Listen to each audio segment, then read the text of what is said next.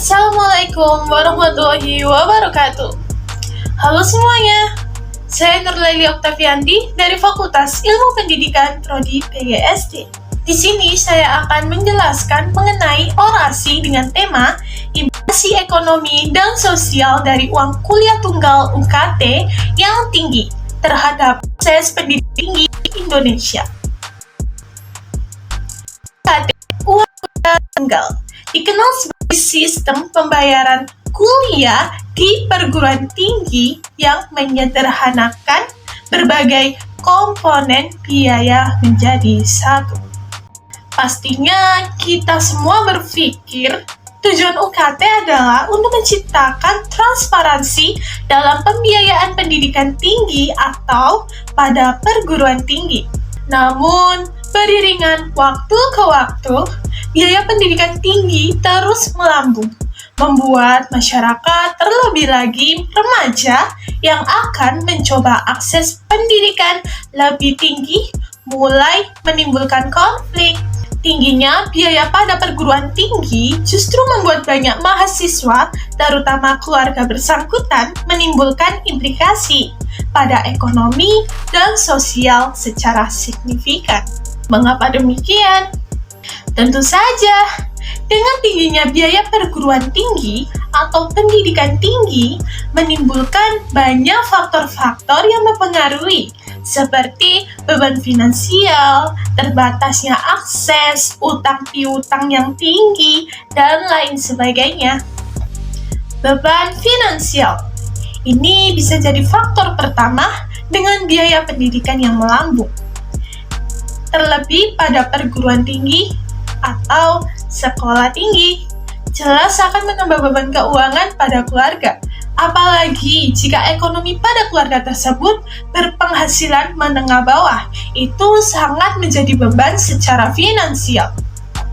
Meskipun ada program pemerintah atau swasta yang tersedia, bukan?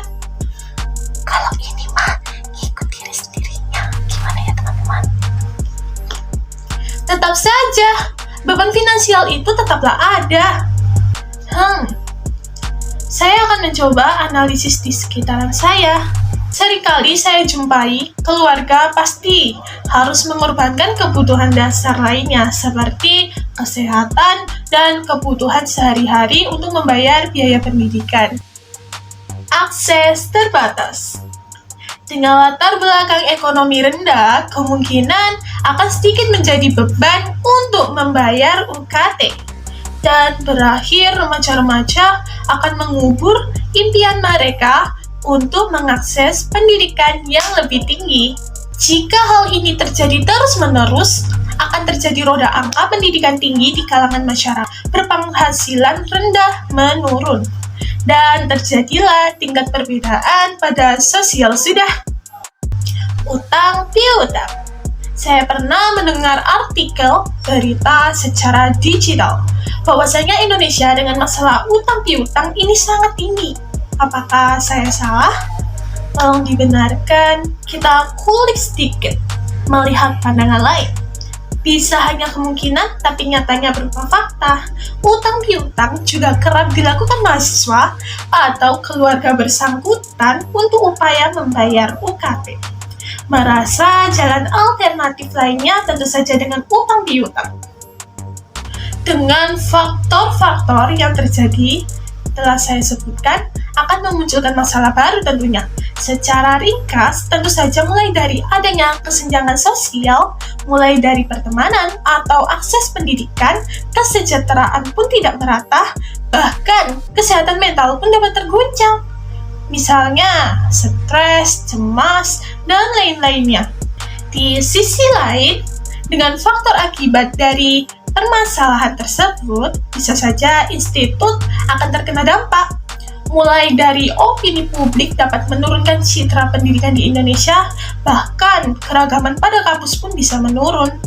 Kesempatan dalam interaksi pun dapat terbatas, meskipun ini sesuai masing-masing aja ya teman. Kita lihat karakternya saja dulu. Dan Apabila jika rasa tidak puas terjadi pada mahasiswa, kampus, atau institut, bisa terjadi penurunan pula pada anak bangsa di masa depan untuk melanjutkan pendidikan yang lebih tinggi.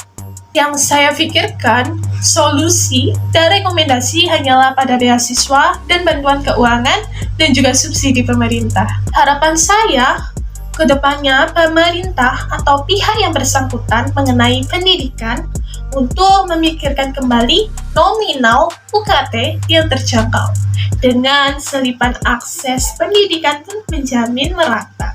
Sekian, demikian dari saya. Apabila saya ada salah kata maupun dalam perilaku, mohon dimaafkan. Wassalamualaikum warahmatullahi wabarakatuh.